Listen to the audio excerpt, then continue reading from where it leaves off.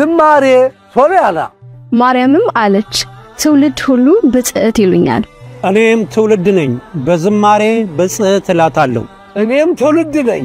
በዝማሬ ብጽዕት እላታለሁ እኔም ትውልድ ነኝ በዝማሬ ብጽዕት እላታለሁ እኔም ትውልድ ነኝ በዝማሬ ብጽዕት እላታለሁ እኔም ትውልድ ነኝ በዝማሬ ብጽዕት እላታለሁ እኔም ትውልድ ነኝ በዝማሬ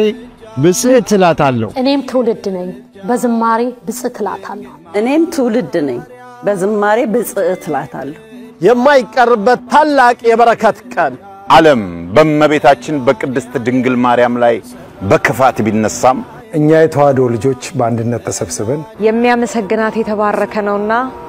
እናመሰግናታለን ዝማሬ ሶሊያና የማይቀርበት ጉባኤ ዝማሬ ሶሊያና ዝማሬ ሶሊያና ሁላችንም በዝማሬ ሶሊያና እንገናኝ የማይቀርበት ታላቅ የበረከት ቀን ዝማሬ ሶሊያና July 5 and 6 ዝማሬ ሶሊያና አእላፋት የተዋሕዶ ልጆች ለምስጋና በአንድነት የምንቆምበት የማይቀርበት ታላቅ የበረከት ቀን ዝማሬ ሶሊያና በፍጹም አይቀርም አይቀርም አይቀርም አይቀርም በፍጹም አይቀርም አይቀርም በፍጹም አይቀርም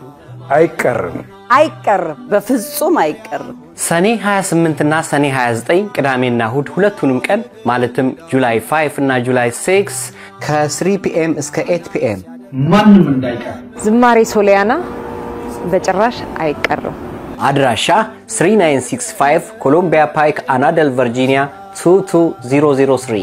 የማይቀርበት ታላቅ የበረከት ቀን አዘጋጅ ደብረ ቁስቋም ቅድስት ማርያም ወቅዱስ ገብርኤል ቅድስት ክርስቶስ ሰምራ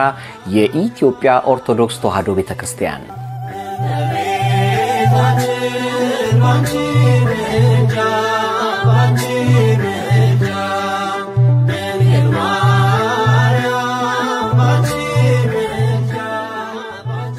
ሰላም ጤና ይስጥልን ተመልካቾቻችን እንደምን ዋላችሁ እንደምን አመሻችሁ ካንከር ሚዲያ ዝግጅት ክፍል ያክብሮ ሰላምታችንን እናቀርባለን የፊታችን አርብ የአብይ አህመድ አገዛዝ በባህር ዳር ከተማ ፋኖን የሚያወግዝ ሰልፍ እንዲዘጋጅ ያደረገ መሆኑ ተገለጸ የአማራ ፋኖ ብሔራዊ ኃይል ይህንን በተመለከተ መግለጫ አውጥቷል ለባህር ዳር ከተማ ነዋሪ መልእክት ያስተላለፈ ሲሆን ለአገዛዙ ደግሞ ማስጠንቀቂያ ልኳል አስገዳጅ የሆነው ሰልፍ በተለይም ፋኖ ያደረገ ያለውን የሉና ተጋድሎ በማወገዝ የሚደረግ መሆኑ ለባህር ዳር ነዋሪ ከዚህ ድርጊት እንዲቆጠቡ ነው የአማራ ፋኖ ብሔራዊ ኃይል በመልእክቱ ያስተላለፈው ኢትዮጵያ ሰላሟን በማናጋት ረገድ 60% ድርሻውን የሚወስዱት ባለሀብቶች ናቸው ሲል አብይ አህመድ ገለጸ አብይ አህመድ ሰሞኑን ነጋዴዎችን ባለሀብቶችን ሰብስቦ ያደረገ ባለው ምክክር ላይ ነው ይሄንን የተናገረው 60% የኢትዮጵያ ሰላም የሚናጋው እናንተ በመትሰጡት ገንዘብ ነው በማለት ነጋዴዎቹን ባለሀብቶቹን ወቅሷል ያንን ወቀሳውን ተከትሎ ነጋዴዎቹና ባለሀብቶቹ ማጨብጨባቸውም እንደዚሁ አስገራሚ ሆኖ እየተነሳ ይገኛል እነዚህን ጉዳዮች ጨምሮ ሌሎችንም የምንመለከትበትን የዛሬውን የአንከር መረጃ ክፍለ ጊዜ እንድትከታተሉ እንጋብዛለን ለዛሬ ከመስፍን አማን ጋር ነው የምንቆየው መልካም ጊዜ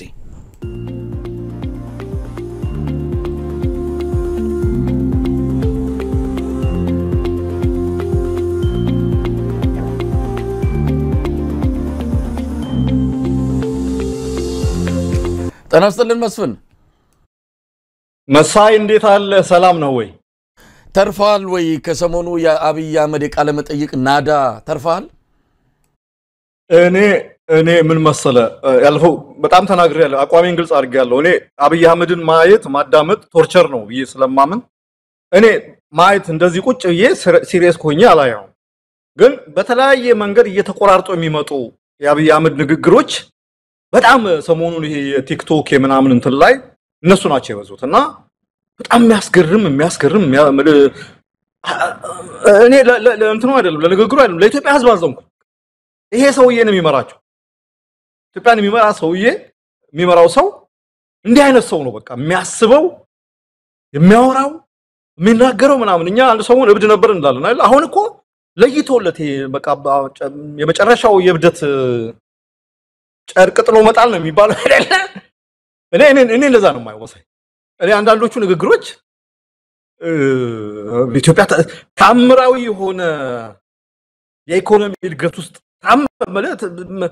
የኢትዮጵያን ኢኮኖሚ በምንም መንገድ ከታምር ጋር ልታገናኙ አችልም እንኳን አይደለም አሁንና በኃይለ ማርያም ጊዜ በመለስ ጊዜ በጣም የተሻለ ያድጋል ከአፍሪካ በሆነ ሁለት ዲጂት ምናምን ያድጋል በሚባልበት ጊዜ እንደዚህ ሰዎቹ ወጣው መሪዎቹ ወጣው ታምራዊ እድገት አስመዝግበናል ምናምን አይሉ አሁን እኮ ሁሌ የምለው ነገር እኮ አሁን እኮ ኢኮኖሚ የሚባል ነገር የለም እኮ ነው መንግስት ደሞዝ መክፈል የማይችል መንግስት ከሀገሪቱ አጠቃላይ ግዛቱ 70% ምናምን ፐርሰንቱን መቆጣጠር የማይችል መንግስት ኢትዮጵያ ውስጥ በዚህ ባልተረጋጋ ጦርነት በሰፋ እንትን ባለበት ሁኔታ ታምራዊ እድገት አምጥቻለሁ ካለ ያ የተናጋሪው ሰው የጤነኝነት ነው መጠራጠር ያለበት እንትኑስ ምርምርም አያስፈልግም መሳይ ገባ ምርምር ማይ እንደዚህ ነው ቁጥር አለ እንደዚህ ነው አያስፈልግም ተናጋሪው ሰውዬ ጤነኛ ነው ወይስ አይደለም ነው እብድ እኮ እብድ የሚባለው ሌላው ኖርማል ሰው ይሄ ጤነኛ ሰው ከሚናገረው ትንሽ ወጣ ያለ ነገር ስለሚናገር ሌላ እብድ እኮ እንትን ፋንታዚ ውስጥ ሌላ እንትን ውስጥ ያለው እኮ አይደል አንድ አብሮ የተነካ ሰው ሲናገር እኮ የሆነ የቃዥ የተዘበራረቀ ነገር ነው የሚያወራውና እኛ ስንሰማው አይ እቺ ሰውዬ ነካ አርጎታል እንላለን አይደል አብይ አህመድም እኔ አሁን ያየሁት ነገር እሱ ነው የሚያወራው ነገር የጤነኛ በቃ የሰውየው የጤነኝነት ደረጃ የሚገልጽ ነገር ካልሆነ እንደሚለው ኢትዮጵያ ኢኮኖሚ ታምራዊ ዘማ እንትኑ ሳይው ገና ምናም በቃ ተንገዳገድኩኝ ኢትዮጵያ ኢኮኖሚ ታምር ምናም ታምራዊ ኢኮኖሚ ድቀት ምናም ነገር የሚባለው ነገር ማለት ነው እና ምን መሰለ አስከፊው ነገር ህዝቡ እኮ ችግሩን መቻሉ ምናምን ብቻ ሳይሆን እንደዚህ መሳለቂያ መሆኑ ነው የሚያሳዝነው ችግሩ እንዳለ ነው ገባ ህዝቡ እኮ በተወሰነ መልኩ ፈርቶም ሊሆን ይችላል አማራጫቶም ሊሆን ይችላል ሌላም ሊሆን ይችላል ችግሩን ችሎ እየኖረ ገዢዎቹ እየወጡ አይ አይደለም አንተ ችግር የለብህም ጠግባሃል ኢኮኖሚው አድጓል እንትን ብልሃል በእያሉ የሚነግሩት ነገር ነው እኮ የሚያመው ነገር በነገራችን ትልቁ እንደውም ከችግሩ የበለጠ እንትኑ ጭካኔው እንትኑ ያ ነው እኔ ማዝነው እሱ ነው በቃ ማበላሸቱ አመራሩ አብይ አህመድ የሚመራው አስተዳደር ማበላሸቱ ባቅመቢስነት በተለያየ ምክንያት የኢትዮጵያን ኢኮኖሚ እንደዚህ ውልቅልቁን አውጥቶት ማለት ይችላል ውልቅልቁን አውጥቶት ደካማ በሚባል ደረጃ ማለት ነው እኔ ኮም እሱ እንደዛ ሲናገር የዓለም ባንክ ያወጣው ሪፖርት አስተዋውሳለሁ አይደል ኢትዮጵያ ኢኮኖሚ በዚህ አመት ይሄን ያህል ነው የሚያርከው ብሎ ያወጣው ጉድ አለ ኢትዮጵያ ከኬንያ ምናምን ከአፍሪካ ምስራቅ አፍሪካ በልጣለች ሲባል አረ እንዲያውም ከኬንያም ከምስራቅ አፍሪካ ማትበልጥም እንዲያውም የኬንያ ኢኮኖሚ ጥልዋት ይሄዳል ተብሎ የወጣበት ሪፖርት ሌሎችን በጣም ብዙ መረጃዎች አሉና እንዴት ነው አላ እኔ አሁን ብዙ የኢትዮጵያ መሪዎች እስካሁን የነበሩትን መንግስቱ እና መለስ እና ምናምን አድሚት ያደርጋሉ ችግር ላይ ነን አገራችን ችግር ላይ ነን ጠላታችን ድህነት ነው ኢኮኖሚያችን እንትን አለ ግን መስራት አለብን ብለው ተስፋ የሚሰጥ ነገር ነው እንትን የሚሉ መስፍን ችግሩ ነው እዛው ቃለ መጠይቁ ላይ ሚራክል የሆነ ታምራዊ እድገት ይልና ደግሞ ምንድነው ሾርት ሜሞሪ ይላል ራሱ ወዲያው ይረሳና ደግሞ የደሞዝ ጥያቄ ኮኔም አለኝ ይላል የደሞዝ ጥያቄ ጠቅላይ ሚኒስትሩም አለው ነጋዴውም አለው አስተማሪውም አለው ሐኪሙም አለው ሁሉም የደሞዝ ጥያቄ አለው ሲል ታምራዊ እድገት ያስመዘገበች ሀገር እንዴት ነው ጠቅላይ ሚኒስትሩ ሳይቀር የደሞዝ ጥያቄ የሚኖረው ታዲያ ታምራዊ እድገት ለማን ነው ይሄን የደሞዝ ጥያቄ ካልፈታ ይሄን መሰረታዊ ሰዎችን ችግር ካልፈታ ወዴት ለማን ነው ይሄ ታምራዊ እድገት የተመዘገበው የሚል ጥያቄ ታነሳለና ችግሩን እንዳለ ያምናል ደሞ ይረሳና ደግሞ ታምራዊ እድገት ነው ይላልና እርስ በርሱ የሚጋጭ በተቃርኖ የተሞላ ቃለ መጠይቅ ነው የሚለው ነገር በደንብ የሚገልጸው ይመስለኛል ያ ለዚህ ነው እኮ ጤነኛ ሰው ቢሆን ኖሮ ጤነኛ ሰው ኮንሲስታንት ይሆን ነበር በተወሰነ መንገድ የሆነ አንዱ የተናገረውን የሚቀጥለው ምናምን ነገር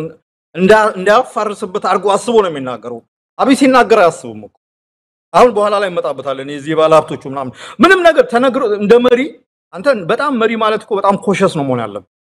አደባባይ ወጥተ የምትናገረው ነገር ኢምፓክቱ በጣም ከባድ ስለሆነ ተጠንቅቀ ነው መናገር ቁጥብ ነው መሆን ያለበት ቀዳም አሁን አፄ ኃይለ ሥላሴን ተመልከታችሁ በጣም ቁጥብ ነው እንትን የሚሉት የሚናገሩ ግን ፓወርፉል ነው ሰው ሲያዳምጠው እንዲህ ብሎ ተናገሩ ተብሎ ሰው ለ5 ቀን ለ10 ቀን ለወር ምናም ሲያብላላው ነው እንትን የሚለው የመሪ ቃል እንደዛ ነው የትም ሀገር ምናልባት ዶናልድ ትራምፕ እና አብይ አህመድ ሊሆኑ ይችላሉ የዶናልድ ትራምፕ ሌላ ኬዝ ነው ያ ጤነኛ አይደለም መሪ ለምሳሌ አሁን እኔም ደሞዝ ጥያቄ አለኝ ብዙ ጊዜ የሚለው ነገር ነው እኔም ደሞዝ ጥያቄ አለኝ ምንድነው ለምሳሌ ጠቅላይ ሚኒስትሩ እኮ ስማ የቤት ወጪው የሚቻልለት በመንግስት ነው መኪናው የመንግስት ነው አንድ ቦታ ከአለፈው ሳምንት እዚህ አውሮፓ ነበረ በመንግስት በጀት ነው አውሮፓ አሜሪካ የሚጓዘው እንትን የሚለው አያንዳንዱ ነገር ህክምና እንኳን ሲያስፈልገው በመንግስት ወጪ የሚሸፈንለት ሰው ነው ምንድነው የደሞዝ ጥያቄ የሚኖረው በነገራችን ላይ ኢትዮጵያ ውስጥ አሁን በአሁኑ ወቅት የደሞዝ ጥያቄ የሌለው ካድሬና የመንግስት ባለስልጣን ብቻ ነው እንትኑን ካየነው ማለት ግን ጠቅላይ ሚኒስትር እንደ ጠቅላይ ሚኒስትር ስታየው እንዴ ለጠቅላይ ሚኒስትሩ እኮ የሚመደበው በጀትና እንትን የሚለው በጀት ለፕሮቶኮል ተብሎ ለሚበላው ለሚጠጣው ለሚለብሰው ለምናምን ነገር መንግስት እኮ ነው የሚከፍለው እንትኑ ልካውን ሰዎች የማይታወቅ ይመስለዋል እንጂ ጠቅላይ ሚኒስትሩ እንትን ነው እና እንትኑ ይሄ የኢንኮንሲስተንሲው እንዳልኩ ነው ከጤነኝነት ጤነኛ ካለመሆን የሚመጣ ነገር ነው ልጅና ምንድነው ያምሮ ነካ የተደረገ ሰው የሚናገረው ነገር ታውቃለህ ወጣ አይደለም ወጣ ገባ ነው አሁን አንዱ ይናገራል አንዱ እንትን ያደርጋል ማለት አብይ አህመድ just በአንድ ቃለ መጠይቅ እኔ 3 ሰዓት ማራሳን ነው የፈጀው አሉ እኔ እንኳን 3 ሰዓት 10 ደቂቃ ምናምን ኢየሱስ ክርስቶስ እና ሊያውም እኮ ምን መሰለህ ያ በጣም አስተዋወስከኝና እኔ አስተዋውሳለሁ መንግስቱ ኃይለማርያም እንደዚህ ጋዜጠኞች በዚህና በግራና በቀኝ ተቀምጠው ጥያቄ ሲጠይቁት አስተዋውሳለሁ መለስ ዜናዊ አይ ቲንክ በየ3 ወሩ ነው በየ6 ወሩ እንደዛ ያደርግ ኃይለማርያም ደሳለኝ በጣም እንትን የተባለው ሰው ኃይለማርያም እንደዛ ያደርግ ነበርና ኔቨር አመር የመሪነት ታሪክ ጋችን ፊልፊል ቀርቦ ጥያቄ ተጠይቆ መልሶ እኔ አልማስታውስበት ጊዜ ያው የሚያደርገው ሁሉ ጊዜ ምንድነው የሆነ የሚፈልገውን አንድ ጋዜጠኛ ያስቀምጣል በእርግጠኝነት ጥያቄ ይሰጠዋል ይሄን ጥያቄ ጠይቅ ይሄን በል ተብሎ ሞኖሎግ ነው በነገራችን ላይ በዚህ በአራት ተኩል በፈጀው ቃለ መጠይቅ ውስጥ 6 ጥያቄ ነው የተጠየቀው ሰዓቱን ለጥያቄዎቹ ብትከፍል አንድ ጥያቄ ተጠይቆ ቢያንስ 30 ደቂቃ ያወራል ልጅቷ አንገቷን ከመነቅነቅና የተሰጣትን ጥያቄ ሳታዛንፍ ከማነብነብ ያለፈ ምንም ሚና የላትም ጋዜጠኛም ነች ብሎ መቼም እሷም እንደዛ ብላ አታምንም ካድሬናት የምትታወቅ ናት ግን የሚገርመው ቃለ መጠይቅ አይደለም 30 ደቂቃ አንዱ ሰው ቁጭ ብሎ እንዴት ያወራል በፍጹም ይሄ አንደኛ ይሰለቻል ሁለተኛ ይሄ ቃለ መጠይቅም አይደለም ዲስኩር ነው ያሰማው ብዙ ነገር ልናነሳለት እንችላለን ኢትዮጵያ ያለው ሁኔታ በተመለከተ እሺ መስፍን መንግስት ምን መሰለ አብይ ይመስላል አጠቃላይ ቀውስ የዚህ ሐኪሞቹም አድማ በየቦታው እየተካሄደ ያለው ጦርነት ከኤርትራ ጋር ያለው ችግር ከጎረቤት ሀገሮች ጋር ያለው ችግር ኢኮኖሚው ቀውስ ምናምን በአጠቃላይ እና ያዋሹ ያታ እነሱ እንደው ያስመስሉ እንጂ ችግሩ እንዳለ ፌልት ያደርጉታል ይሰማቸዋል በየገመታለው አስጊ ደረጃ የሚባል ደረጃ ላይ ደርሷል እኔ በማንኛውም ወቅት ሊፈነዳ የሚችል ህዝባዊ አመጽ እንዳለ ነው የሚሰማኝ ኢትዮጵያ ውስጥ በማንኛውም ወቅት በጣም ፓኒክ እንደሚያደርጉ መታየው አሁን ያለፈው ቅዳሜ የተካሄደው የወላይታ ዲቻና የሲዳማ ቡና ጨዋታ ላይ መንግስት እንዴት ፓኒክ እንዳደረገ ነው የሚያሳይ ምናምን ነገር በቃ የትንንሽ መሰባሰቦች ለኳስም ይሁን ለማህበርም ለምንም መንግስት እንዴት እንደሚያስዘነጉት ነው እና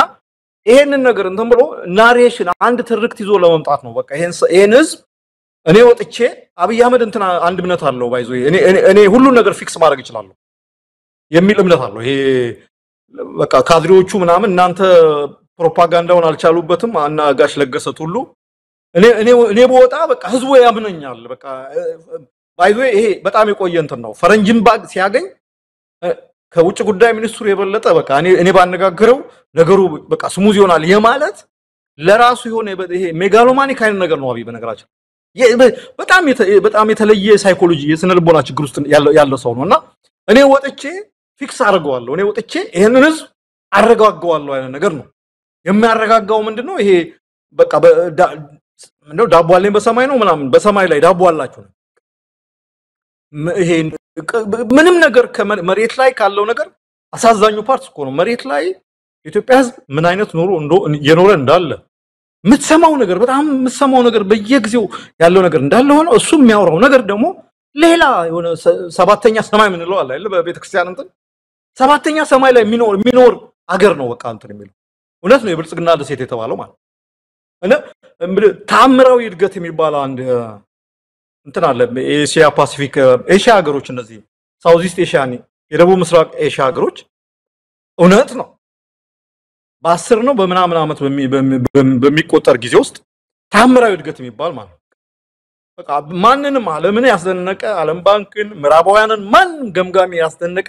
እድገት አሳይተዋል ያ እድገት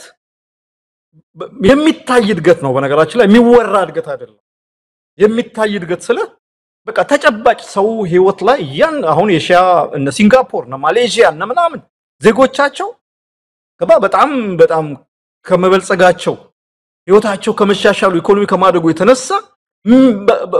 በሀብታም ደረጃ በአለም ብራንክ በደረጃ አንተ ሲወጣ በጣም ከፍተኛ እንትን ላይ ያሉ ናቸው ታምራዊ እንትኖች ናቸው የሚያመርቱት ምርት ተወዳዳሪነታቸው ማለት ታምራዊ እድገት ማለት ይሄ ነው እንግዲህ ለዚህ ደግሞ በጣም አስፈላጊው ነገር ጸጥታ አንድ ሀገር ጸጥታ ከሌለው ብሔራዊ አንድነት መግባባት ከሌለ ገባ ኢኮኖሚ ማደግ የሚችለው ሰው መነገድና መሸጥ ሲችል ነው አይደለም መስራት ሲችል ነው የፈጠራ ችሎታውን ማዳበር ሲችል ነው ኢኮኖሚ ማደግ የሚችለው እነዚህ ሀገሮች እንደዛ ሆነው ነው ያደጉት ዩኒፋይድ የሆነ የተዋሃደ አንድ የሆነ አገር አንድ የሆነ ወጥ የሆነ ማህበረሰብ መፍጠር ስለቻሉ ነው ኢትዮጵያ ውስጥ እንመጣ እኮ አንደኛው ኤሌመንት ለዚህ ታምራዊ እድገት ለማምጣት ያስፈልጋል የሚባሉት ኤሌመንቶች አሉ አይደለም አንዱም ነገር የለም ጸጥታው የለም እንዳልኩ ነው 70% የሚጠጋውን አካባቢ መንግስት አይቆጣጠርም ሰው ከቦታ ቦታ ተዘዋውሮ መንቀሳቀስ የማይችልበት ሀገር ነው የመንግስት የፖሊሲ አጠቃላይ የመንግስት የፖሊሲና ያጠቃላይ ሁኔታ ለቢዝነስ ምቹ አይደለም እንዲያውም በቃ ቢዝነሱን የሚያሸማቅቅ ነው ምንድነው የሚባለው በፋይናንሻል ሴክተሩ የምናምን ሴክተሩ ምናምን ለዚህ ምቹ የሆነ ነገር አይደለም ለዝርፊያ እንትን የመንግስት ቢሮክራሲ ኃላፊነት የሚሰማው የንግዱ ማህበረሰብ እነዚህ ፕራይቬት ሴክተሩን የሚያበረታታ እድገት ላይ ያመጣ የሚችል ምንም ነገር የለውም ይሄ በሌለበት ሁኔታ ታምራዊ ነገር ነው ተፈጥሯል ብትል ጀስት ወሬ ነው በቃ ላይ አሁን የሆነ ነገር ውሸት ነግሬ እዚህ አየር ላይ ነው የሚቀረው የአብይ አህመድ ንግግር አየር ላይ ነው የሚቀረው ትንሽ የሱ ለየት የሚያደርገው እንደና መሪ ሆኖ የሚመራውን ሀገር ምንድነው አንድ የሆነ እንት ላይ ሰምቼ ነበር የሚመራውን ሀገር ወይ አያውቅም ወይ ደግሞ እያወቀ እሱ ሌላ ፋንታዚ ሌላ ቅዠት ውስጥ ነው ያለው ምናልባት መስፍን እንግዲህ ካላያችሁ አይናችሁን ገልጣችሁ ልቦናችሁን ከፍታችሁ ማየት አለባችሁ አስፈራርቷል በነገራችን ላይ በደንብ አድርጎ ነው ረገጥ አድርጎ የተናገረውና ይሄንን ማትመሰክሩ ከሆነ ሀገር መከራ ውስጥ ገባለች ነው ያለው እንግዲህ ቀደም ሲል አልከው የሚታይ እድገት ነው ኤዥያ ውስጥ ይሄ ታምራዊ እድገት ያስመዘገቡት እነዚህ ዘ ታይገርስ የሚባሉት ስለሚታይ ነው እነሱ ባይጨቀጭቁንም መስክሩልን ባይሉም አይን ያየ መመስከር ትችላለ የግድ ስለምታየው እንዴት የማናየውን ነገር እንመስክር ወይስ ወደ መንፈሳዊ ገብተን ምናልባት ሳያዩ የሚያምኑ ብፁዓን ናቸው እንደተባለው ብፁዓን ሆነን እንመስክርለት ምንኒ እዩ ሚለን ኮሪደር ልማት ነው ስለስንዴው ማነሳ ብዙ ነገር ተናገረ ስለስንዴው እሱን በመረጃ ራቁቱን ያስቀሩት ብዙዎቹ ተቋማት በዚህ አንፃር መረጃው አላቸው መረጃው ኔጋ ብቻ ነው ያለው ብሎ የተናገረበት መንገድ ወዲያውኑ ነው በተለያዩ ተቋማትም በወጡ መረጃዎች ውድቅ የተደረገው ምናልባት መስፍን ቀደም ሲል ነካክተኳል ከአውሮፓ የከሸፈ ጉዞ በኋላ በጣም በዲፕሎማሲ እንደዚህ አይነት ውርደት ታይቶ አይታወቅም አንድም የጣሊያን ጋዜጣ ያወጣውንም እየተመለከትኩ ነበር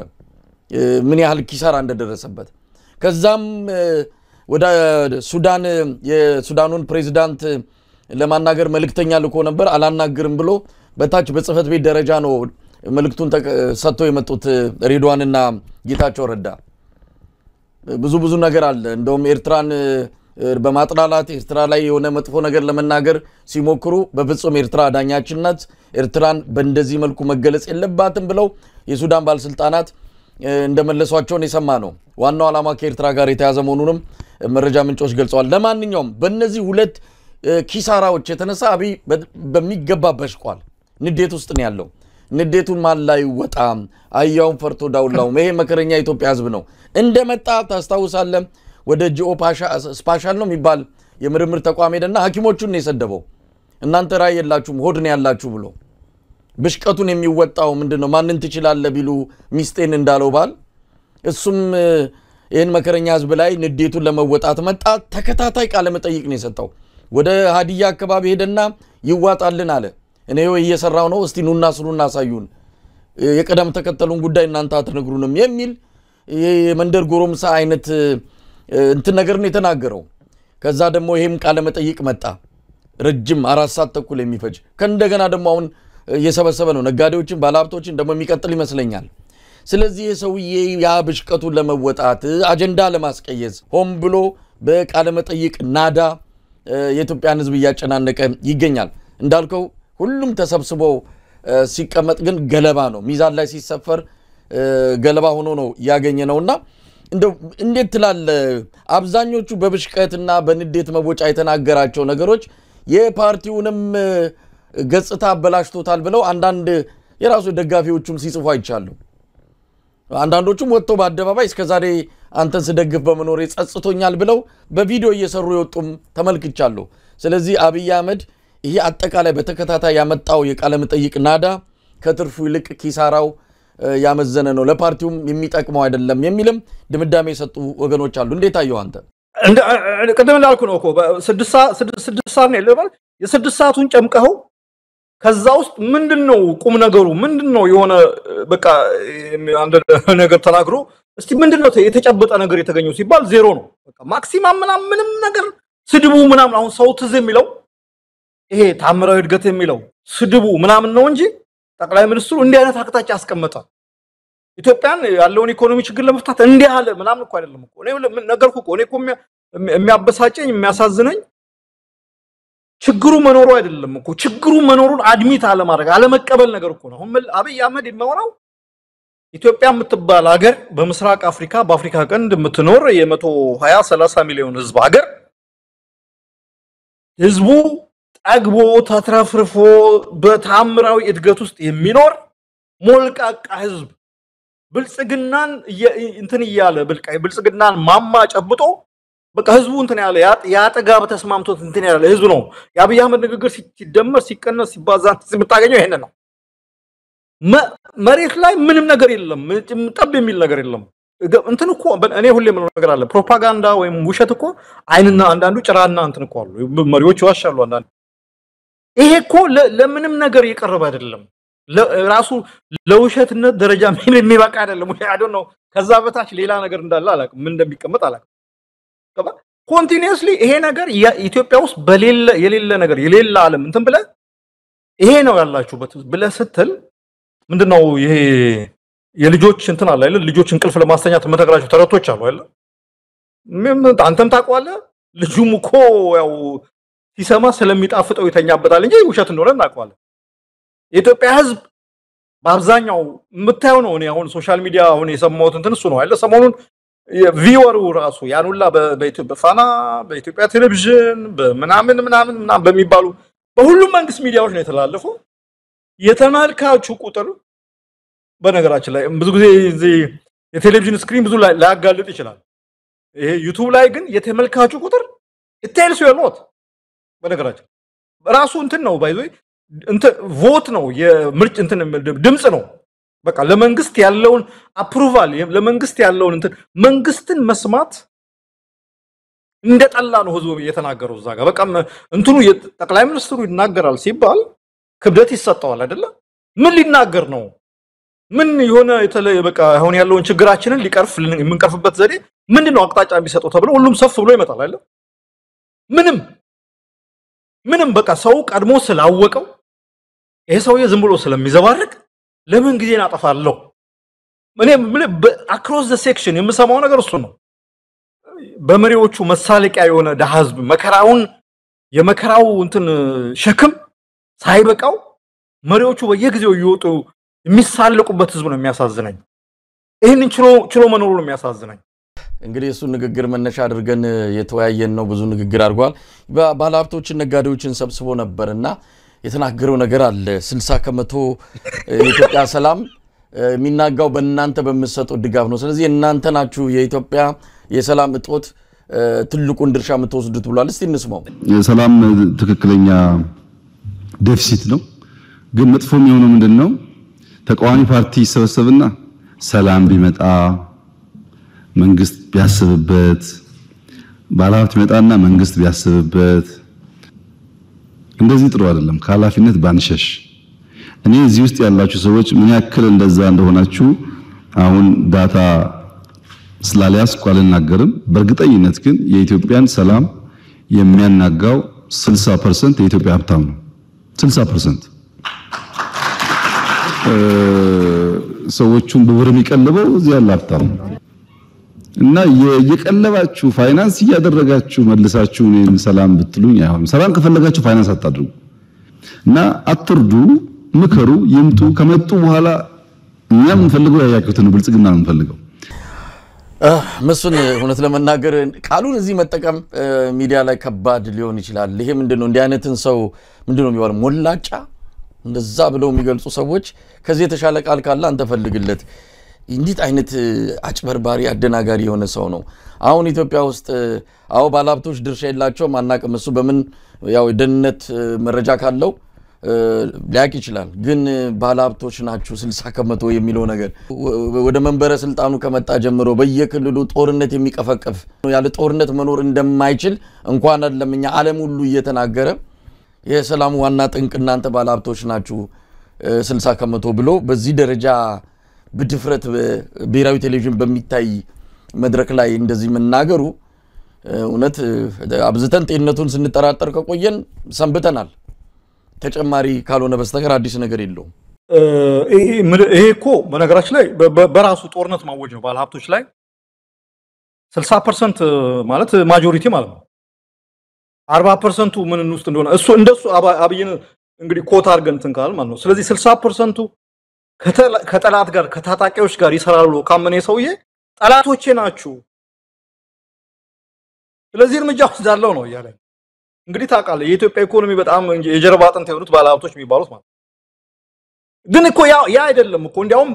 እኔ ማስበው ምንድነው እንዲያውም የኢትዮጵያ ባለሀብቶች ኢትዮጵያ ውስጥ ለዲሞክራሲ ለነጻነት ለእኩልነት የሚካሄደውን ትግል ቢደግፉ ኖሮ ለውጥ በጣም ይመጣ ነበር ቢደግፉ ኖሮ ነው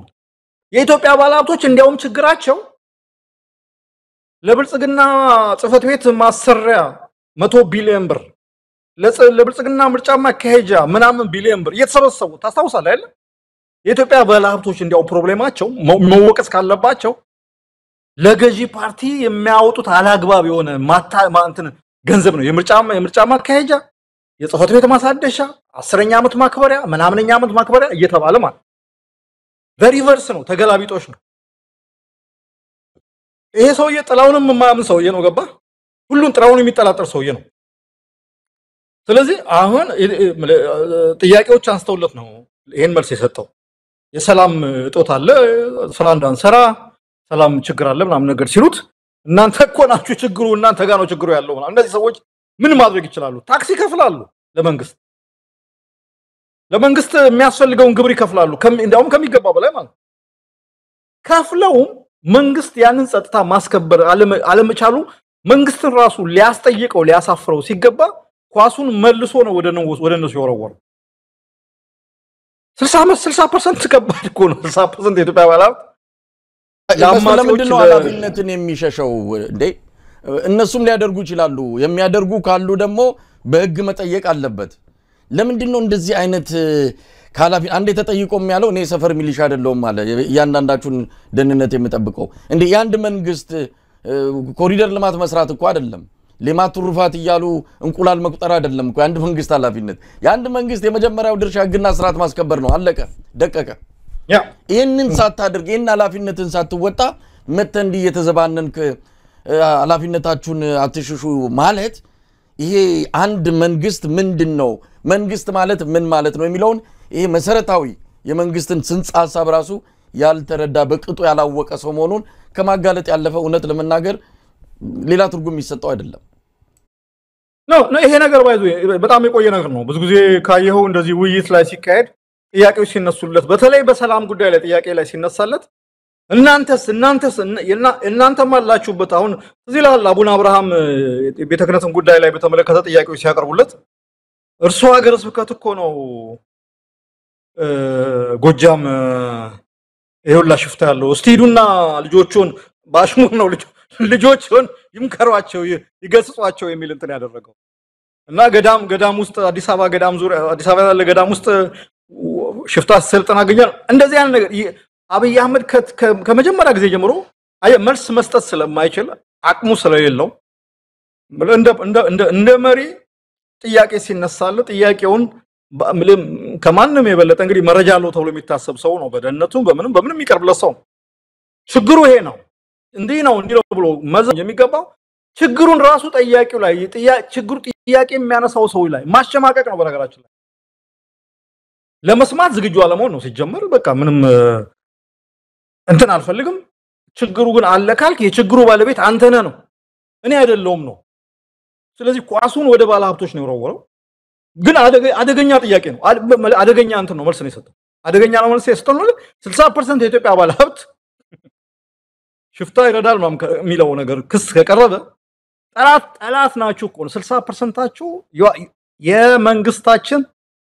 ያላቸው ነው በጣም የሚገርመው ፓርት ማጨብጨባቸው መሳይ አንድ ታሪክ ልንገር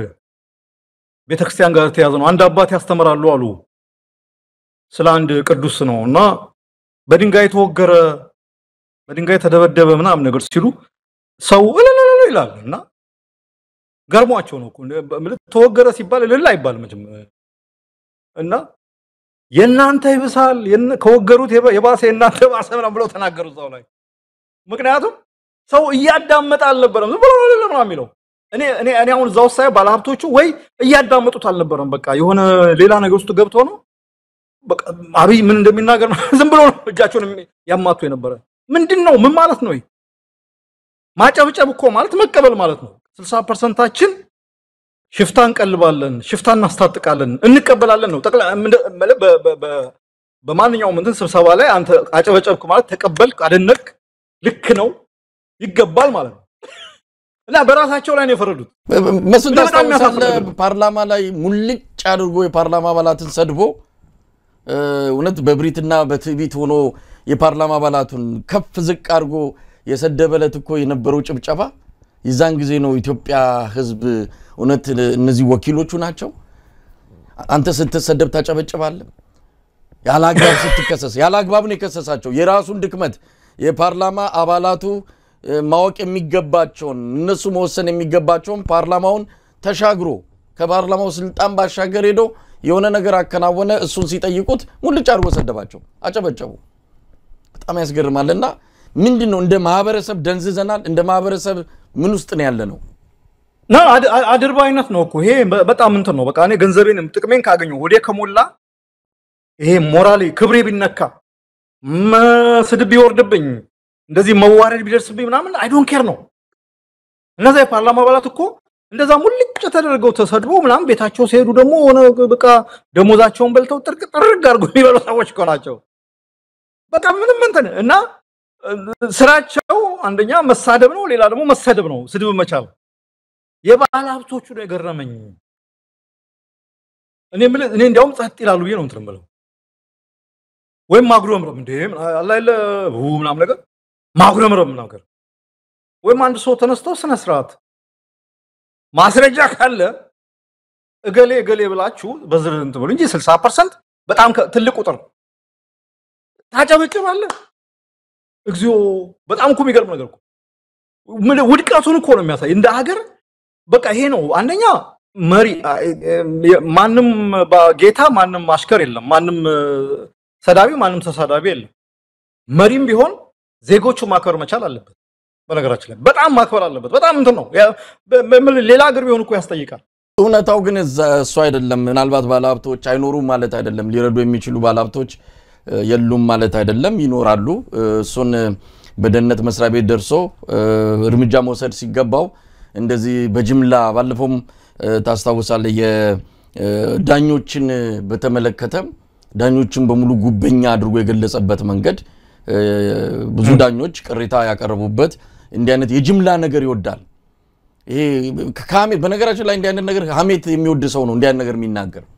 መንግስት ነው መረጃ ካለው በመረጃ ህግ ማስከበር አለበት ኃላፊነቱም ያ ነው ወንጀል ተላልፎ ህግ ተላልፎ የተቀመጠ ሰው ካለ እሱን ለህግ ማቅረብ ነው እንዲህ ዝም ብሎ በጅምላ መድረክ ማይክ ሲከፈቱሉ እንዲህ የምትናገር ከሆነ ሐሜተኛ ከመባል ምንም ከዛ ያለፈ ነገር ልትባል አትችልም መስፍን እንግዲህ አብይ አህመድ አሁን ቀደም ሲል ስላነሳ ነው ተስፋለም ወልደየስን አሰረ በኋላ ላይ እንደሰማነው ከሆነ ምናልባት ከነጃዋር አካባቢ የሚወጣው መረጃ እንደሚያሳየው የአብይ አህመድ አንድ ቄስ ሞገሴ ከሚባሉት ውስጥ አንዱ የሆነው ዮናታን ተስፋዬ ያኔ ሰማያዊ ፓርቲ ውስጥ በነበረ ጊዜ የነጻነት አርበኛ ብለን እንደዛ እንዳላመሰግን ነው ዛሬ የነጻነት ቀበኛ ለሆነ ሰውዬ ቄስ ሞገሴ ሆኖ በየሚዲያው ላይ በየማህበራዊ መድረኮች ላይ የመጣ ስለ አብይ አህመድ ውዳሴና ሙገሳ የሚያቀርብበት ሁኔታ ያሳፍራል ያሳዝናል ነጻ እንዲወጣሱ እንመኝለታለን ግን በሱ ምክንያት ወይም ደግሞ እሱ ነው ያሳሰረው ይሄን ልጅ ተስፋ ለሞልደየስን የሚል መረጃም እየወጣ ነው በርግጥ ማረጋገጫ ማግኘት ቢከብድም በነጃዋር በኩል እንዲህ አይነት ነገር እየተባለ ነው በቅርቡ ነው ታየ ደንዳን ያሰረው ታየ ደንዳ መሳሪያ ላነሳ በቀቹ ማብራዊ መድረክ ላይ የሚያስተላልፋት ሐሳቡ ነው ነጻነቱን ተጠቅሞ የራሱን መግለጽ ነጻነቱን ተፈጥሯዊ መብቱን ተጠቅሞ ሐሳቡን ስለገለጸ አሰረው በዚህ በቃለ መጠይቁ ላይ ኢትዮጵያ ውስጥ ሐሳቡን ስለገለጸ የታሰረ ሰው የለም ማለት እንዲህ አይነት ይሄ ምንድነው አይኔን ግንባር ያድርገው አይነት ውሸት ነጭ ውሸት ለጻናትም እኮ ጥሩ አይደለም ለሚያድጉ መሪው አሻል ሲባል እኮ ህፃናት ምን ሀገር ለመምራት የሚፈሩበት ሁኔታ እኮ እየተፈጠረ ነው መሪነት እንደ አብይ ከሆነ ይቅርብን የሚሉ ህፃናት እኮ ታዳጊዎች እየመጡ ነው ሀገር ኃላፊነት ለመውሰድ የሚሸሹ ትውልድ እኮ እየፈራ ነው ያለው አብይና ብልጽግና ከሆነ እንደ ሞዴል የሚታዩት ነገ ከነጎዲያ ሀገር የሚመራ ፓርቲም ሆነ ግለሰብ ልናጣ ነው ትውልዱ እየፈራ ነው የውሸት ምልክት እየተደርጎ እየታየ ነው የውሸት ምሳሌ በመዝገበ ቃላት ውስጥ ውሸት ሲጠቀስ አብይ አህመድ ተብሎ አቻ ትርጉሙ ወደፊት መምጣቱ የማይቀር ነው እስካሁን መሳይ አሁን ስለ ሞራል ስትነግረኝ ነገር ነው እስካሁን ኢትዮጵያ ውስጥ ከነበሩት መሪዎች እንግዲህ ከአፄ ኃይለ ሥላሴ ወዲህ የመጡት በሙሉ ፖለቲካና ሃይማኖት ተለያይቷል ብለው እንዲያውም እምነታቸውን ማናቃቸው ሰዎች ናቸው አብይ አህመድ ነው የእምነት ሰው እንዲያውም አንዳንዶቹ የጌታ ሰው የሚሉት የጌታ ሰው የወንጌል ሰው ቤተ መንግስት ገብቶ አገሩን ለወጠውና የሚሉ የሚነገርለት ሰው ነውና እስካሁን ከነበሩት መሪዎች ደግሞ ይሄ የወንጌል ሰው የጌታ ሰው የተባለው ነው በውሸት እንትን ለከት የሌለው ውሸት የሚባል ነገር ታውቃለህ በቃ ምንም ነገር ማሰሪያ መቆጠሪያ መጨበጫ ምናምን የሌለው ውሸት የሚናገረው ይሄ የጌታ ሰው የእምነት ሰው የተባለው ነው በጣም የሚገርም እኮ እንትኑ ነው ይሄ ፓራዶክስ ነው ቅራኔውን ነው ነገር እንትኑ መጻቱን ነው ነገር እስካሁን እኮ እነመለስ ምናምን እምነታቸውን አናቅም ኮሚኒስት ናቸው ይባላል አያምኑም ይባላል ምናምን ነገር ኢቭን ኃይለ ማርያም ደሳለኝ በዛ ደረጃ ይሄ ግን የወንጌል የእምነት ሰው ነው ተብሎ ነኝም ይያለ ማለት ነው ለመዋሸት በነገራችን ላይ በእምነት ከሚጠሉ ነገሮች አንዱ ውሸት ግን ወጥቶ በየጊዜው ይዋሽ ምን ይዋሽ እኔ ራሱ አምነዋለሁ የሚለው ነው ወንጌል አምነዋለሁ የሚለውን ቃል በጣም በእንትን ደረጃ ነው እየደፈጠጠ ያለው ለኢትዮጵያ ውስጥ የሞራል ሰዎች ቢኖሩ ኖሮ የእምነት ትክክለኛ የእምነት ሰዎች ቢኖሩ ኖሮ ወጥተው ውሸት ጥሩ አይደለም ልጆቻችንን ከውሸት እንጠብቅ እንዲያውም የኢትዮጵያ ቴሌቪዥን ወይም ፋና ቴሌቪዥን ይሄን ነገር ሲያስተላልፍ ይሄ ፊልም ላይ እድሜያቸው ከ18 ዓመት በታች ምልክት አለ አይደል እንደዛ ነገር አስገብተው በቃ አብይ አህመድ ሲናገር ያ ሌብል መጥቶ ቁጭ እንዲህ መደረግ አለበት ህፃናት በማይደርሱበት ቦታ ይተላለፍ የሚልም ልክ እንደ መድኃኒት በቃ ቢሎ 80 ምናምን ፕሊስ ምናምን ነገር ተጠንቀቁ ተብሎ ማስጠንቀቂያ ተሰጥቶ ምን ነገር አለበት እንጂ እንዳልኩ እኮ ነው ፖለቲከኞች በሆነ መንገድ ውሸት የሚዋሹበት መንገድ አለ በተወሰነ መልኩ ባለመናገር የኛ የሚሉትን የተወሰነ ነገር እንትን በማድረግ ነው እንጂ እንደዚህ ጭልጥ ያለ አድገናል ምናምን ታምራዊ ድገት እናንተ ናችሁ ምናምን እኔ እንትን ነው እንዳልኩ ነው የሞራል ሰዎች ቢኖሩ እዚህ ሀገር ውስጥ ተነስተው አይ ይሄ ነገር ጥሩ አይደለም ለልጆቻችንም ለሀገራችንም ለሞራልም በነገራችን ላይ አብይ አህመድ እኮ አሸ ሌላው ታች ያለው ካድሬ ቢሆን ምንም እኮ ክፋት የለውም ተከተል አለቃህን መሰል እንትን ነው ለሚለው ታች ቆይ ያለው አሁን አቶ ጋሽ ለገሰት ሁሉ ምናምን ነገር ወጥቶ የሌለ ታሪካዊ ሰላም ነው እሱ ቃል ይወደዋል ታሪካዊ ሰላም ውስጥ ነው ያለው ነው ምናምን ሲባል ምን ጫንጮ 34 ኪሎ ሜትር ከአዲስ አበባ እንደዛ ያለ በዛ በሚናገርበት ሰዓት ጫንጮ የሚባል እንትን ላይ የብልጽግና መንግስት የአካባቢው ካድሮች እንትን ታግተው እየተወሰዱ ነው ታሪካዊ ሰላሙ ያ ነው ምናልባት ገልብጠው ስላየው ሊሆን ይችላል አሁን የታየደ እንዳን አስተዋል just literally እኔ ያለፈው ጊዜ ብለናል አይደል የምክክር ኮሚሽን የሚባለው ነገር እንደ ታየ እንዲያውም ነው ሌላ ነገር ሌላ ጫካ ያላችሁ ወንድሞቻችን ነው ምናም ከሚሉ ታየደ እንዳ መፈታት ታየደ እንዳ መብቱ እንዲከበር በመታገል ነው ገለልተኝነታቸውን ማረጋገጥ የሚችሉት ከምንም ነገር በላይ ከቃል በላይ ተግባር ነው በነገራችን ላይ ወሳኙ ነገርና ታየደ እንዳን የሚያስር መንግስት እንዴት አርጎ ነው ሌሎች ተቃዋሚዎችን ለሀገራዊ ምክክር መድረክ ጠርቶ በአገር ጉዳይ ላይ እንደው በቃ ቁርጥ ያለው ይተካይዶ መፍትሄ ምናምን የሚገኘው አይገኝም ሊገኝ አይችልም ታየደ እንዳ አመለ እኔ እምነውት እንትን ነገር ያለው በብዙ አቋሙ ላይ የማልስማማው ሰው ነው ግን በተቋም በኮንሲስተንሲው ባለው እንትን ላይ በጣም ማደንቀው ሰው ይሄ እንደ ኢዜማ እንደ አብን እንደ ምናምን እንደሚባሉ ቢሮ ከፍተው ተቋሚነን ከሚሉት ቢሮ ካላቸው የበለጠ ጠንካራ አንድ ሰው አሁን ይሄን ሰሞን እሱ ነበር ይሄንን ድምጽ አፍነው ታየደ እንዳን አስረህ የኢትዮጵያ ሀገራዊ መግባባት ሀገራዊ ምክክር እናካሄዳለን ማለት ምንም እንትን ነው እንዲያውም ሀገራዊ ምክክር ሰዎች ቢያስቡበት እንትና ወጣ የሚባል ሰማው ዶክተር ተገኝ አንድ ሰው አንዱ ኮሚሽነር ማለት ቀስ ያሉ ድምጻቸውን ሲያሰሙ ወይም ደግሞ በቃ በግልጽ ድምጻቸውን አሰምተው አይሰራም እንደማይሰራ ማወቅ አለባቸው በነገራችን ላይ ብለናል አው ኮሚሽኑን ስታነሳ እንግዲህ ኮሚሽኑን በተመለከተ የተለያዩ የፖለቲካ ፓርቲዎች በጋራ መግለጫ አውጥተዋል እነ ኦነግ እነ ኢሃፓ ያሉበት አንድ ቡድን አለ ጋራ መግለጫ በዚህ ጉዳይ ላይ የሚያወጡና አሁንም በዚህ በኮሚሽኑ አሁንም ሽምጥ እየጋለበ ነው ምንም ያነሳናቸውን ያሳሰቡንን ጉዳዮች ሁሉ አቅርበን ወደ ጎን ትቶ ዝም ብሎ እየተጓዘ ነው የሚል መግለጫ በማውጣት ተቋማቸውን ገልጸዋል እንግዲህ ምርጫ ማነው ምክክር ኮሚሽኑ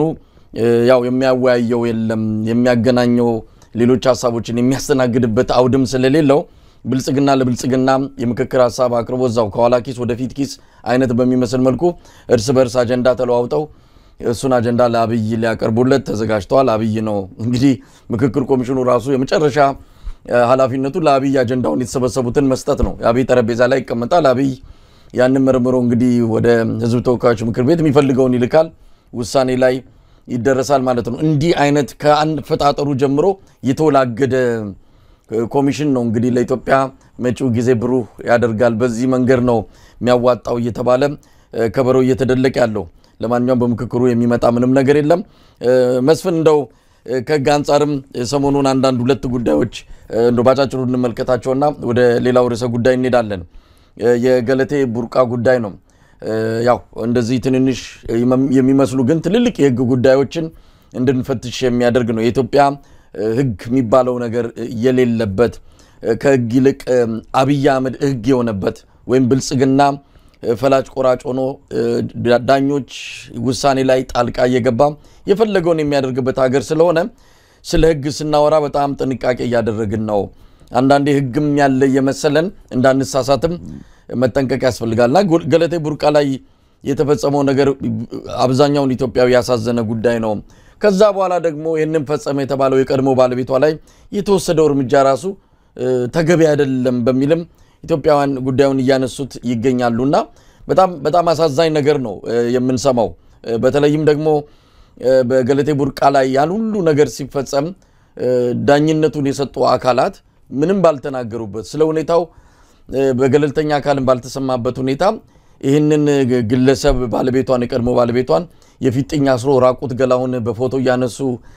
በማህበራዊ ሚዲያ ላይ እንዲበተን የተደረገበት ሁኔታ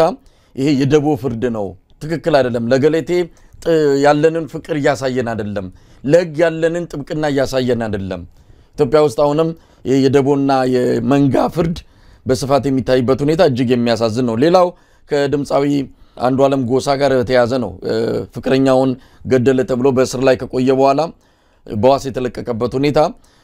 ቤተሰቦቿን በተለይ ወላጅ አባቷንና እናቷን እጅግ ማሳዘኑን እየሰማን ነው እንግዲህ አሁንም የፍርድ ጉዳይ ነው የህግ ጉዳይ ነው እዛ ውስጥ አልቃ ገብተው እንዲ ነው እንደዛ ነው ማለት የሚቻል አይደለም አባትየው ከልጄ ህይወት ይልቅ የሱ ታዋቂነት በልጦ ይሄን ውሳኔ እንዲተላለፍ አድርጓል በሚል ጸጸታቸውን ገልጸዋል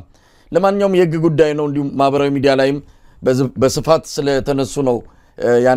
ያነሳውትና አጭር አስተያየት ሰተንበት እንለፍ አንዳንዴ እንዲህ አይነት አጀንዳዎች ሆን ተብለው በብልጽግና ፓርቲ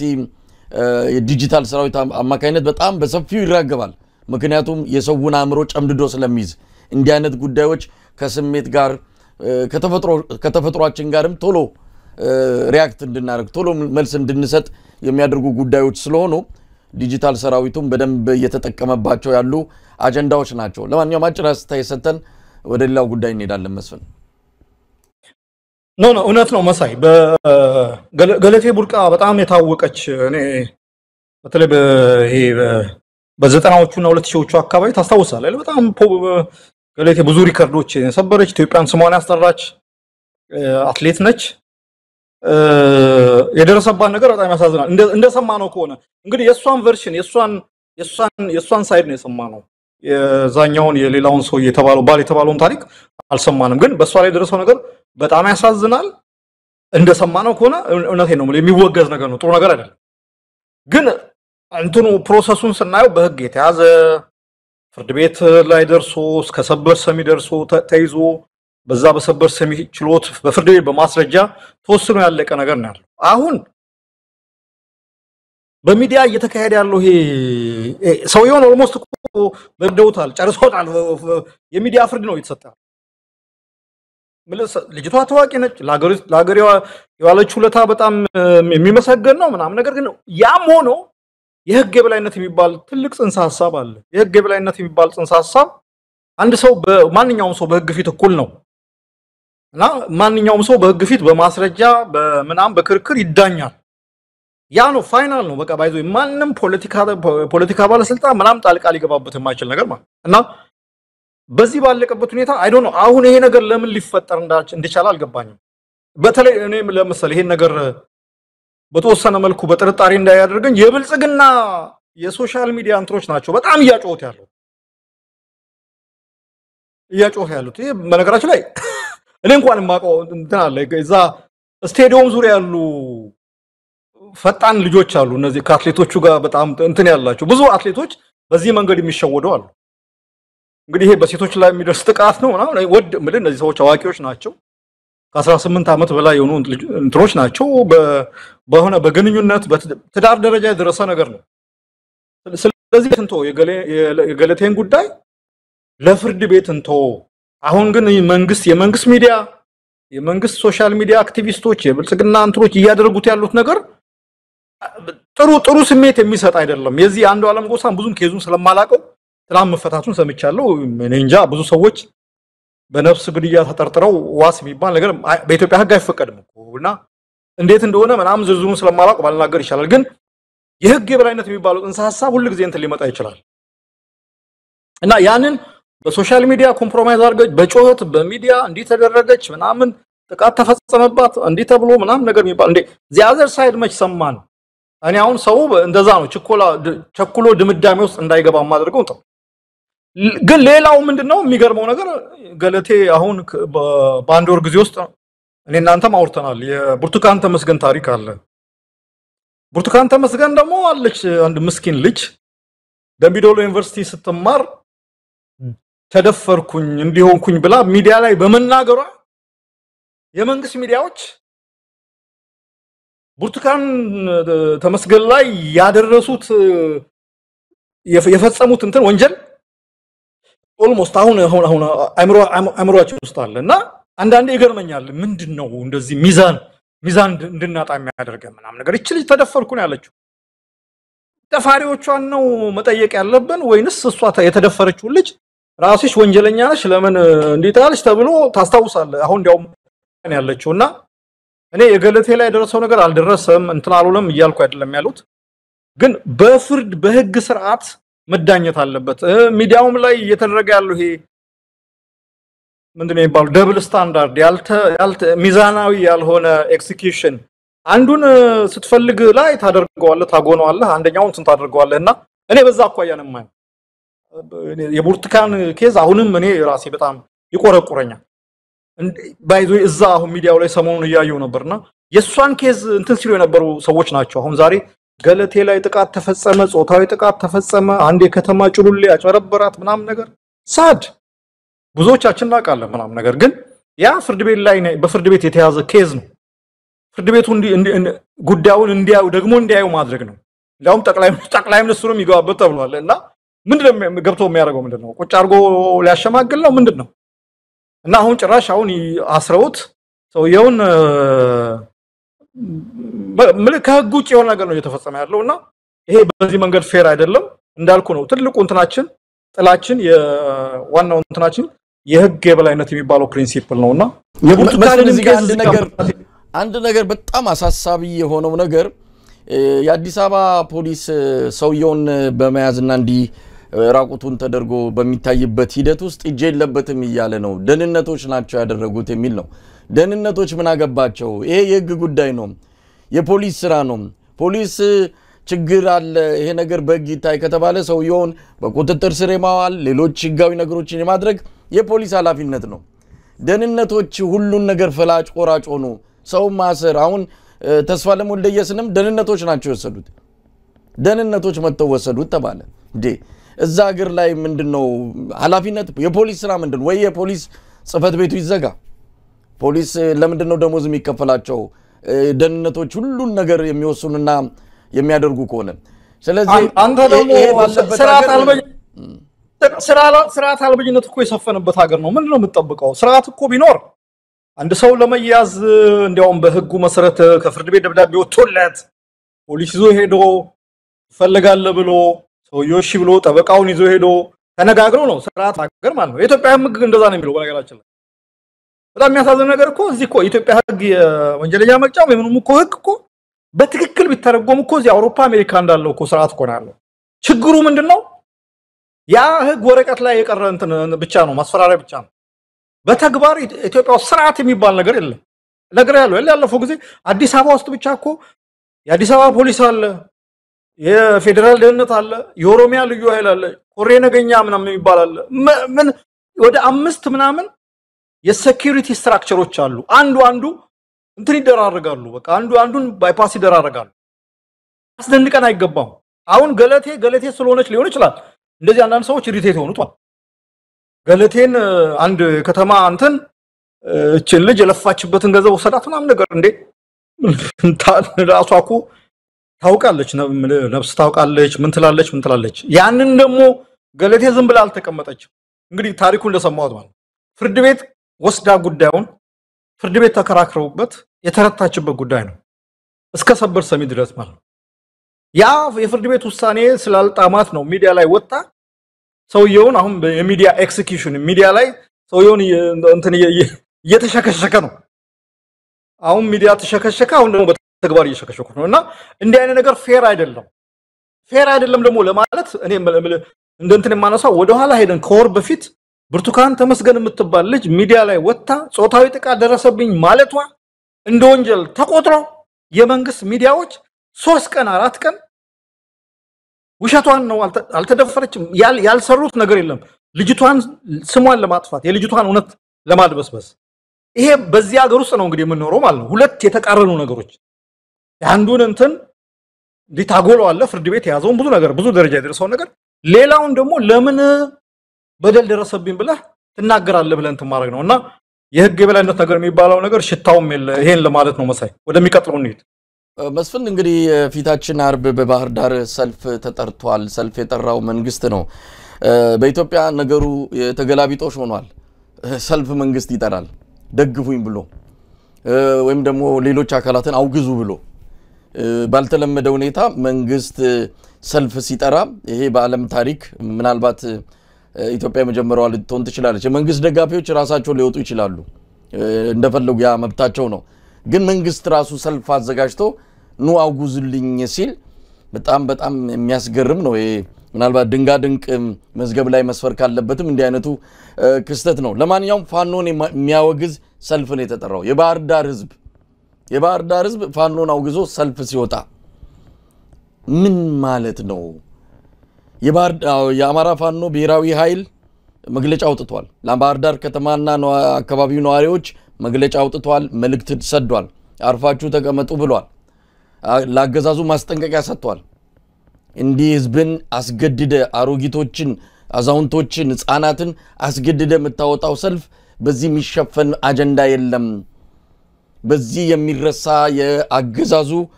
ኃጢያት የለም በሚልም ማስጠንቀቂያ ጭምር መግለጫ በማውጣት ገልጿል እንዴት አየው መስፍን በቅርቡ በጎንደር ላይ እንደዚህ ተመሳሳይ ነገር ታቀዶ የአማራ ፋኖ ብሔራዊ ኃይል ጎንደር እንደዚሁም ሌሎች ኃይሎች ተሰብስበው ጎንደር ገብተው ብዙ ነገር ልዩ ኦፕሬሽን ሰርተው ያን ሁሉ ፕሮግራማቸውን ውሃ ቸልሰውባቸዋል አልተካሄደም ምንም ነገር ምናልባት ባህር ዳር ላይ ይካሄድ ይሆን ሊካሄድ ይችላል ግን ምንም አንድምታ አይኖርም ምንም ፋይዳ አይኖርም በነገራችን ላይ መሳይ ዛሬ አመት አይሆንም አንድ ቦታ ደሴ ነው ደብረ ብርሃን ሰልፋክ ሰዎቹ እንደዚህ መልካቸው ተጠምጠው መፈክሩን እንኳን እንደዚህ ዘግዝቀው ይዘውት ምናምን የወጡበት ሰልፍ በግድ የሚወጣና እንዳልከው ነው በቃ ውጡና ደግፉኝ ደሞ የሚያደርገው ማን መሰለህ እነዚህ የመንግስት ሰራተኞችን እኮ ኑሮ ደሞዛቸው በቃ ብሏቸው ሁለተኛ ስራ ሰርተው ልጆቻቸውን የሚያስተምሩ ልጆቻቸውን ምግብ ለመመገብ የመንግስት ሰራተኞችን የመንግስት መስሪያ ቤት ተዘግቶ የመንግስት በአጠቃላይ የሎጂስቲክስ የመኪና የባስ የምናምን አቅርቦት ቀርቦ ሰላማዊ ሰልፍ ውጡ ተብሎ ሰልፉ ላይ የነበሩ እስካሁን ጭንቅላ ከንትኔ ላይ አልጠፋም በነገራችን ሜሞሪ ላይ አልጠፋም በቃ ሰው ከፍላጎት ከውስጥ ያልሆነ ሰልፍ የኢትዮጵያ አገዛዞች በሙሉ የሞከሩት ነገር እኮ ነው በደርግ ጊዜ ምናምን በነመለስ ጊዜ ምናምን ሰዎች በግድ ሰልፍ ይወጣሉ ምንም ችግር የለም መኖር አለባቸው መኖር ይፈልጋሉ በቃ ምንም እንትን አማራጭ የለም ግን የሚወጡት ከልባቸው ስላልሆነ እንትኑም ራሱ ከቃላቸው የማይወጣ ነገር ያለው አለ ሴትዮዋ በደርግ ጊዜ የኢዲዩ ደጋፊ ናቸውና ሰልፍ ወጥተው መፈክር ይወርዳልና ኢዲዩ ይውደም ምናምን ሲባል እግዚአብሔር ያቃል መድኃኒዓለም ያቀለታል ባካ አንተ እንዳልኳን ምናምን ይላሉ ሴትዮዋ ቀስ ብለው እና እንትኑ ነው መንግስት ራሱ ማሳጅ ያደረገ ነው በቃ ይሄ በዚህ የህዝብ ድጋፍ አለኝ የህዝብ ተቀባይነት አለኝ ህዝቡ ይወደኛል ሰልፍ ወጥቶልኛል ምናምን ተብሎ ራስን ማሳጅ የማድረግ በሽታ ነው ግን ያ ነገር መሬት ላይ የሚለውጠው ነገር አለ የለም የዛሬ አመት አካይዶት ነበር ፋኖን አስወገዘ የህዝብ ድጋፍ የለው ምናምን ነገር ደሞ እኮ የሚገርም ራሳቸው ዞሮ ይናገራሉ እኮ በቃ ህዝቡ ሽፍቶቹን እየደበቀ ህዝቡ ነው አልተባበረ ያለን ያለው እኮ ግምገማቸው ላይ እና አረጋ ከበደ ይርጋ ሲሳይ ምናምን ይባሉት እንትኖች እኮ ይናገራሉ እኮ ህዝቡ ሽፍቶችን እየደበቀ ሽፍቶችን እየተባበረ እየቀለበ ያስቸገረን ህዝቡ ነው ይላሉ እኮ አዘዜም ታይም ደግሞ ህዝቡ ወጥቶ ይደግፋል ምንም ችግር የለም ህዝብ ምንም ችግር ህዝብ ይወጣል በኢትዮጵያ ታሪክ አንድ ሁሌ እንትምለው ነገር አለ እኔም የተሳተፍኩበት የሚያዚያ 30 እና የግንቦት አንድ ነው የሚያዚያ 30 ሰልፍ የሚባለው በአንድ ቀን ልዩነት 29 እና 30 ሚያዚያ 29 እና ሚያዚያ 29 እና ሚያዚያ 30 አረሳው ታየ 20 ዓመት አረጀው ማለት ሚያዚያ 29 እና ሚያዚያ 30 ማለት ገባ ያኛው እኔ አውዝ ባይዞ በቃ ከልብ ያለቀስኩበት ቀን ነው የሚያዚያ 29 ቀን መንግስት በባስ በመናምን እና ያለን በቃ ሲነቅ አሌንታችን ነው ያድግን እንመርጣለን ምናምን ነገር ብሎ ከዛ ሰልፍ ሲመለሱ እኔ አንድ ቅንጅት ቢሮ ውስጥ ነበርኩኝና እንደዛ ቲሸርት ለብሰው እኮ ነውና መጥተው የነገው ሰልፍ ላይ እንገኛለን ምናምን ነገር ሲሉኝ ዋው በቃ ህዝብ ቀባ ይሄ ነው በትክክል ስሜቱን የሚገልጽባቸው ሰልፎች አሉ ከዛ ሚያዚያ 30 የምታየው ነገር ነው እኔ በጣም በህዝብ ኃይል በህዝብ ጉልበት ያመንኩት ያኔ ነው አንድም በቅንጅት የተዘጋጀ መፈክር ወይም ደግሞ እንትን እያንዳንዱ ሰው የራሱን መፈክር የራሱን ስሎጋን ይዞ ነው የወጣው ከልቡ ስለነበረ ሰልፉም በሰላም በምን ተጠናቆ እንግዲህ ወደ ሚሊዮን የሚጠጋ ህዝብ ነው የወጣው እንትን ያለው እኔ ከዛ ውጪ አገዛዞች የሚያካሂዱ ሰልፍ የእውነት ሰልፍ አይደለም ራሳቸውን የመሸንጊያ ሰልፍ ነው በቃ ራሳቸው ማሳጀ ማረጋያ ሰልፍ ነው በቃ ህዝብ ይደግፈኛል ደግፈኝ ብለ አስወጥተ ህዝብ ይደግፈኛል ብለ ለሚዲያ ስታስተናገር መሳይ እንቱን አይገርምም ምንድነው አመስግነኝ ብለ ወጣ ይሄ እኮ መሳይ አመሰገነኝ ብለ እንደመናገር ነው እና እንትን ነው ግን እንዳልኩ ነው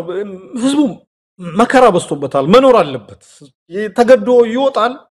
የሚወጣው ግን ከልቡ እንዳልሆነ እኛም እነሱም ሰውም ያቀዋል ምንም እንትን የለም ያ በራሱ በአጠቃላይ መሬት ላይ ባለው በትግሉ ላይ ምንም ኢምፓክት የለውም ብልጽግና የባህር ዳር ህዝብ ወጥቶ ተገዶ በወጣበት ሰልፍ ብልጽግናን ስለደገፈ ብልጽግና አሸንፏል የህዝብ ተቀባይነት አለው ብሎ የሚያምን እኔ አንድም ሰው የለም መሰለኝ ግን ለሲምቦል ለምልክትነቱ ለምኑ ሰዎች እንዲጠነቀቁ ማድረግ ያስፈልጋል የጎንደር አሁን ኢፌክቲቭ የሆነ ስራ ነው የተሰራው ለተመስገን ጥሩነህ ሁላ ነው ለሄዱት የነበረ ጎንደር ለሞሽራት ጎንደርን ሞሽራት አለን ብለው ሙሽራ ልብስ ያለብሷል ነው ማለት እንትን ሲባል ማለት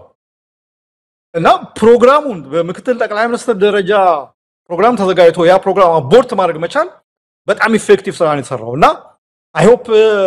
ባህር ዳር አካባቢ ያሉ ፋኖችም በተወሰነ መልኩ ይሄ ነገር ላይ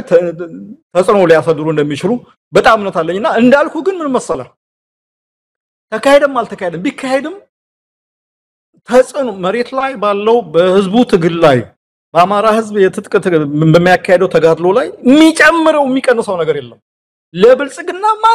አንዲት እንትን በቃ ብልጽግና የዛን ቀን ብቻ አንድ ቀን የሚዲያ ኮንሳምፕሽን ተመልከቱ የባህር ዳር ህዝብ ወጥቶ ደገፈኝ ብሎ ደግፈኝ ውጣ ብላ አስወጥቶት ደገፈኝ ብሎ ለማስወራከር ነው በስተቀር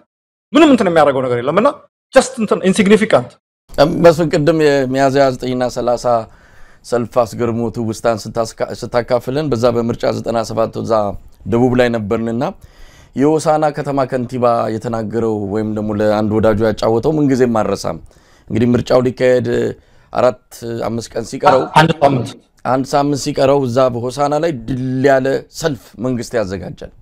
ሆሳና ከተማ ላይ ያዲግ ማለት ነው ህዝቡ የከተማውን ከንቲባ ተሸክሞ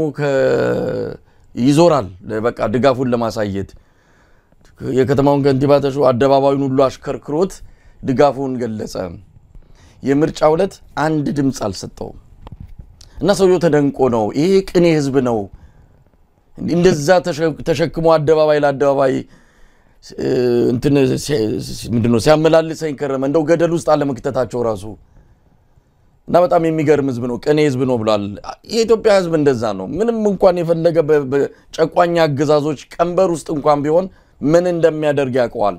97 ላይ እኮ ሳይግባባ ሳይነጋገር አንድ አይነት አቋም ነው የወሰደው ከአዲስ አበባ የትኛውም ጫፍ ብትሄድ የኢትዮጵያ ህዝብ ተናቦ በሚመስል መልኩ ኢህአዲግን ቀጥቶታል አብይ አህመድ አልተማረም ከታሪክ አይማር ከራሱ ትተት አይማር አሁንም አንድ አይነት ነገር ያደረገ ነው ያለው ብልጽግናው በሰልፍ በጉባኤ የሚተርፍ ነው አሁን በሚያደርጋቸው ግርግሮች የህዝብ ለተወሰነ ቀናት ለተወሰነ ጊዜያት ምናልባት በፍራት ቆፈን ውስጥ ሊቆይ ይችላል ከዛ በኋላ ግን አሁን እየመጣ ያለው ድምድምታም የሚያስፈራ ነው ሐኪሞቹ ቆርጠው ተነስተዋል ህዝቡን ደግፈን ይያሉ ነው ነገ ከነጎዲያ የሚፈጠር ነገር አሁን እንደውም ዛሬ ሰማነው ከብልጽግና መንደር አካባቢ ፈርተዋል ድንገት የሆነ ጊዜ ላይ የሆነ አመጽ ሊከሰከስ እንደሚችል አውቀውታል አንዳንዱ እንደውም የብልጽግና ሰዎች ፓስፖርታቸውን ያሳደሱ ነው አንድ እግራቸው አገር ውስጥ ሌላ እግራቸው ውጪ ነው ያለው በግማሽ ልብ ነው ያሉት የሆነ ነገር ቢመጣ ብስ ብሎ ለመጥፋት ማለት ነው ያንንም እንደዛ አይነት ነገር አስበው ታስታውሳለ ህዋት እየገሰገሰ ደብረሲና ሲደርስ አብይ አህመድ ሁኔታቸውን አይተው የሁሉንም ፓስፖርት ቀምተው ነበር አሉ አሁንም ፓስፖርታቸውን ካልቀማ በስተቀር ሁኔታውን አይተው ሀገር ጥለው መሄዱ ናቸው ማንንም ይሄን የሚመጣውን የህዝብ ማዕበል ቆሞ የሚጋፈጥ አይኖርም ስለዚህ የህዝብ አሁን የሚታየው ባህር ዳር ላይ ሰልፍ ምን ላይ ሰልፍ እንዲህ አይነት ግርግር እንደው ኋላ ቀርነት ነው ብልጽግና መቼም ሁሉ ነገር አክቲቪስቶች አሁን ምን መሰለ በአክቲቪስቶች አሁን አክቲቪስቶች ያለፈው ሳምንት ማውርተናል አክቲቪስቶች እየገዙ ነው የተለያየ ነገር እያደረገ ነው ብልጽግና በተቻለ ብልጫ ተወስዶብኛል ይላል ይሄ ሶሻል ሚዲያ ላይ ማላለ በእንትኑ ላይ ምንም እኮ እውነት ስለሌለ እኮ ነው ሰው እውነት ነው የሚፈልገው እውነት ወዳለበት ነው የሚሄደው ምንም ማድረግ አይችልም የፈለገ የሚዲያ ባለሙያ አክቲቪስት ምናምን ነገር ብትገዛ ወይም ደግሞ አሁን ከዚህ ከዳያስፖራ ከምን መታሰማራ የሚቀየር ነገር የለም ምክንያቱም መሬት ላይ ያለው ሪያሊቲ ሌላ ነው በዚህ መንገድ በውሸት በሰላማዊ ሰልፍ በተገዛ አክቲቪስት በመናምን ምን ልትቀይረው የምትችለው ነገር የለም በረጋላችን ላይ መሰለኝ ልትቀይረው የምትችለው ነገር የለም በቃ ህዝብ አንዴ አንቅሮ ከተፋ ተፋ ነው ማስተካከል የምትችለው ነገር እድል ይሰጣል ማታስተካከል ከሆነ ያልቀላል እንጂ እውነቱን ዲናይ በማድረግ ቅድም አሁን አብይ አህመድ ለ6 ሰዓት ነው ለ4 ሰዓት አውራ ያልከው ነገር እንደ ማለት ምንም ማይቀየር ነገር አሁን ባህር ዳር ላይ እንዳልኩ ነው አንድ እንኳን ለአማራ ክልል ውስጥ አጠቃላይ ያለውን የህዝብ ስነ ልቦና ሊቀይር ቀርቶ ኢቭን እዛው ባህር ዳር ውስጥ እዛው ብልጽግና ውስጥ ያለውን የካድሬ እንኳን እንትን ፍርሃት ሊያረጋጋ አይችልም እንዲህ አይነት ሰልፎች ምናምኖች እና እንዳልኩ ነው ይሞክሩት ግን አይ ዶንት ቲንክ ውጤታማ ይሆን አይመስለኝም አው ምናልባት መስፍን እንደው ከዚህ ርዕስ ጋር የሚታያዘ ብልጽግናዎች ራሳቸው አንድ ገጽ ላይ አንድ ምንድን ላይ አይደሉም የሚባለው ነገር